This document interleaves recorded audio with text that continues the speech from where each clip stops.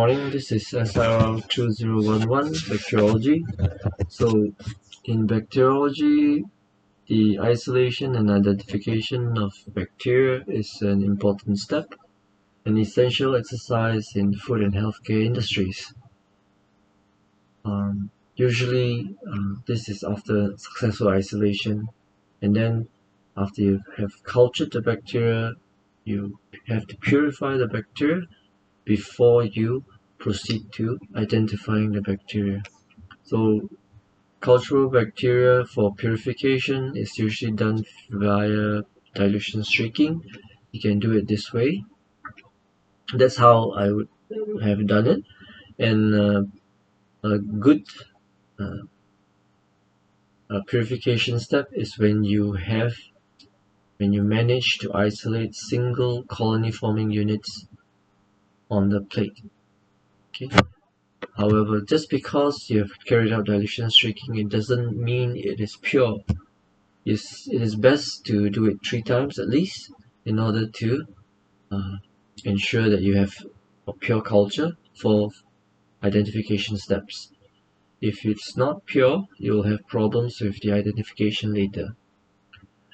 One way you can check for purity simple way is to just do gram staining and to see whether it's all uniform. If it's not uniform, then you need further purification step. So bacterial identification has a practical purpose, which means it is usually either in a food industry, water treatment, or clinical laboratory. Practical purpose maybe for food industry. If you are exporting shrimps, you will need to determine whether there's any salmonella or any Vibrio parahemolyticus in the sample. So that is for a very specific purpose, and that's why we need to carry out bacterial isolation and identification. So because of that, bacterial identification is very restricted to a few common and important bacteria. Then identification now can be based on both phenotypic and genotypic properties. For genotypic properties, the gold standard is the sequence of 16S rRNA gene. So this is usually compared against the NCBI gene bank and also the RDP2 database, which is available online. So other than genotypic tests, genotypic characterization for identification, we also have phenotypic tests for identification. So one of the main ones is the characterization of cell wall and morphology, including capsule, peptidoglycan, motility, pigmentation, and spore formation. Then other than characterization of cell wall and morphology, we also have biochemical tests, which includes lactose fermentation, citrate utilization tests, and also acid production from the utilization of sugars, maybe in the oxidative fermentative test. We also have serological tests to detect for antigens and on the bacterium. This is especially important for certain types of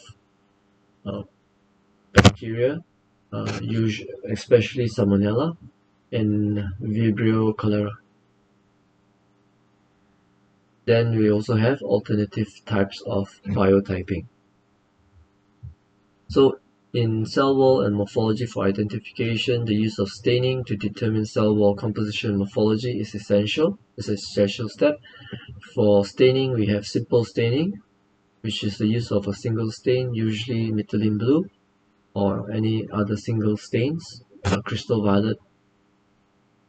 And this will reveal the shape, whether it's round or cocci, rod or bacilli, spiral or spirilla, stalked, branched, irregular, and the arrangement of the bacteria cells, either in chains, clusters, pairs, tetrads.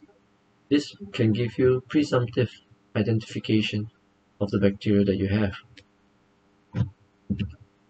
So this shows an example of some of the morphology that you can observe under microscope. A cluster of gram-positive cocci, very presumptive of staphylococci. A chain of gram-positive cocci, presumptive of streptococci. And a capsule, gram-positive diplococci with capsule, presumptive of pneumococci.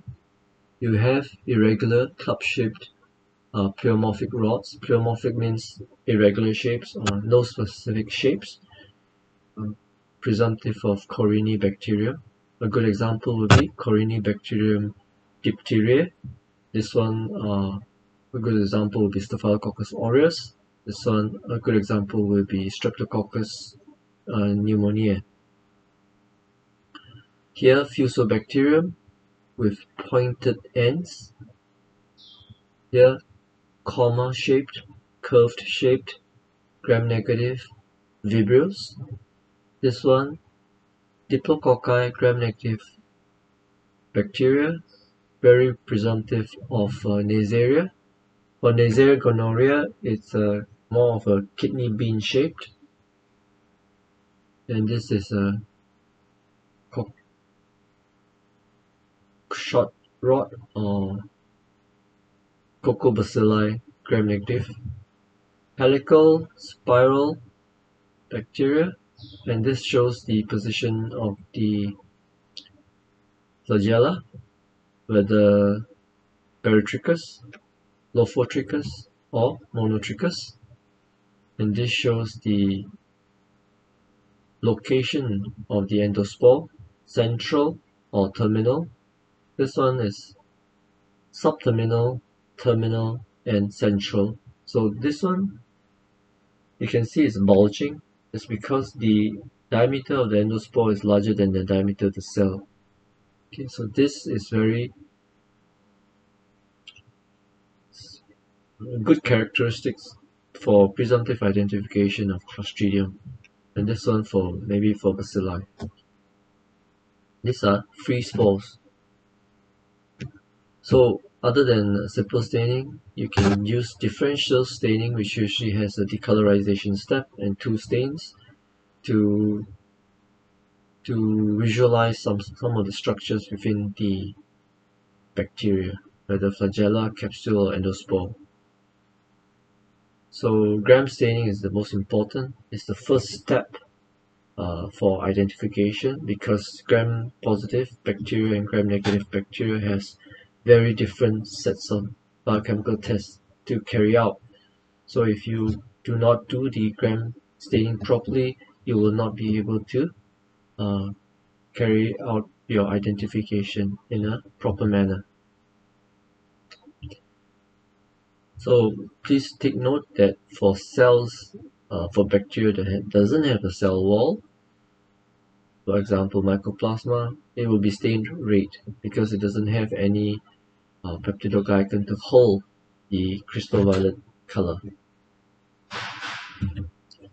So for spore staining, as I mentioned earlier, it's very good for the presumptive identification of Bacillus and Clostridium, where for Clostridium the endospores are bigger and they will give the appearance of a bulging cell. Okay, so a terminal endospore will give the drumstick appearance, presumptive for Clostridium tetani. A subterminal endospore will give the appearance of a tennis racket, for example Clostridium botulinum. You also have acid-fast staining, which is very important for Mycobacterium. Important pathogens includes Mycobacterium tuberculosis that causes TB, tuberculosis, and also Mycobacterium leprae that causes leprosy. Okay, so these are acid-fast staining is important because it is fast, it has diagnostic value, and as a presumptive identification for this bacteria. Capsule staining, important for bacteria with capsule, for example, Klebsiella pneumonia. Okay, so this is important for certain bacteria. that has capsules, and also flagella staining for the presence and the location of the flagella. So for other than phenotypic cell morphology, we also have a phenotypic tests based on biochemical tests. So this is the essential framework for bacterial identification, can be carried out manually or automated. Usually automation is required when the number of samples are very high, because the whole system can cost, it's very expensive. So we have the VTech2 with 64 tests, when more than 99 healthcare related microbes can be identified. So the number of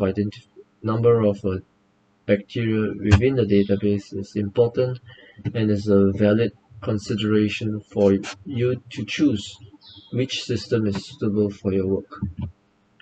You also have commercial kits for example, EnteroTube, 15 tests for about 84 species, API20E, 21 tests, about 102 species, and BioLog, 95 tests, about 2,900 species. So this shows the EnteroTube sample. So here you can see the needle. You can unscrew this place, remove the needle, and then use the needle to inoculate your bacteria, and then push it through into the agar-based compartments. So as you're pushing it through, you will be inoculating each of these compartments with the bacteria, and then after incubation you'll see the results, and then from the results you can annotate the numbers and get the code, and you can compare the code with the database to get the bacteria identification. So this is for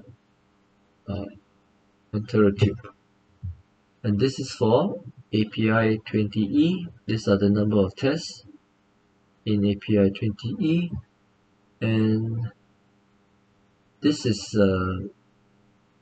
the kit itself is based on dehydrated desiccated media, so it lasts longer, has a longer shelf life compared to EnteroTube, which is based on agar. And because you'll be inoculating all this with a standard inoculum, the number of bacteria in each well is standardized, whereas for EnteroTube, you'll notice that the number of inoculum here will be higher than the number of inoculum here. And then after the results are out, you can annotate the numbers, get the code, and compare against the database.